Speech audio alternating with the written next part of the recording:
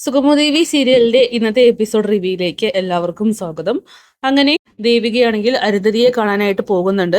എന്നിട്ട് താൻ ആത്മാർത്ഥമായി തന്നെയാണ് ഈ കേസുമായിട്ട് മുന്നോട്ട് പോകുന്നത്. ഡിവൈഎസ്പിയെ വിളിച്ചു വരുത്തിയിരുന്നു. എന്നിട്ട് കാര്യങ്ങൾ സംസാരിച്ചിട്ടുണ്ട്. മേഡം ഒരിക്കലും പേടിക്കേണ്ട, ഋഷിയെ ജീവനോടെ തന്നെ നമുക്ക് തിരിച്ചു കിട്ടും.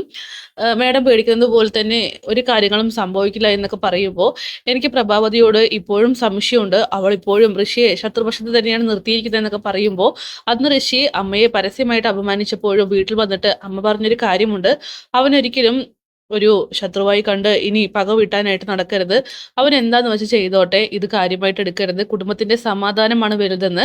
അതുകൊണ്ട് തന്നെ അമ്മ ഒരിക്കലും അങ്ങനെയൊന്നും ചെയ്യില്ല മേഡം എന്നൊക്കെ പറഞ്ഞ് ദേവികയാണെങ്കിൽ സമാധാനിപ്പിക്കുന്നു.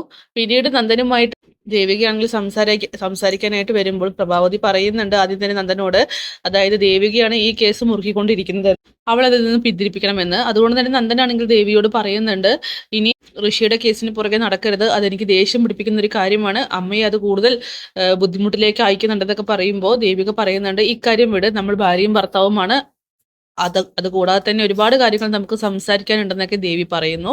പിന്നീട് അവർ തമ്മിൽ വഴക്കുണ്ടാവുന്നുണ്ട്. അതും പറഞ്ഞുകൊണ്ട് ദേവിയാണെങ്കിൽ വളരെയധികം ദേഷ്യത്തോട് കൂടിയിട്ട് കയറി പോവുകയാണ്. അങ്ങനെ രാവിലെ തന്നെ ഇസബല്ലയാണെങ്കിൽ പ്രഭാവതിയെ കാണാനായിട്ട് എത്തുന്നുണ്ട്. എന്നിട്ട് പ്രഭയോട് പറയുകയാണ്, അമ്മേ ഞാനാണ് ഇസബല്ല, മോളെ കാണാനായിട്ട് ഞാൻ ഇരിക്കുകയായിരുന്നു. പിന്നെ മോളാണല്ലേ നന്ദനെ രക്ഷിച്ചതെന്നൊക്കെ ചോദിക്കുമ്പോൾ ഞാൻ രക്ഷിച്ചു, പക്ഷേ ഇപ്പൊ കാര്യങ്ങൾ കുറച്ച് പ്രശ്നത്തിലാണ്. ദേവിക ഇവിടെ നിന്നും പ്രഷർ ചൊലുത്തുന്നതുകൊണ്ട് തന്നെ എൻ്റെ പാപ്പന് അന്വേഷണം ശക്തമാക്കാതിരിക്കാനായിട്ട് കഴിയില്ല.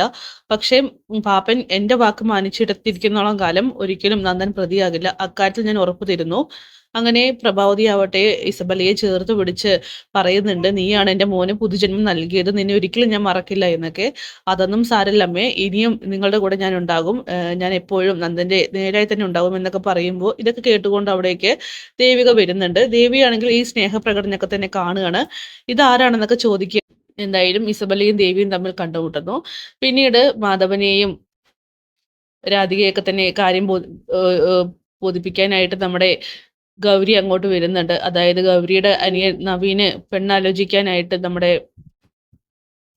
ശാരികയെ കാണാനായിട്ട് എത്തുകയാണ്.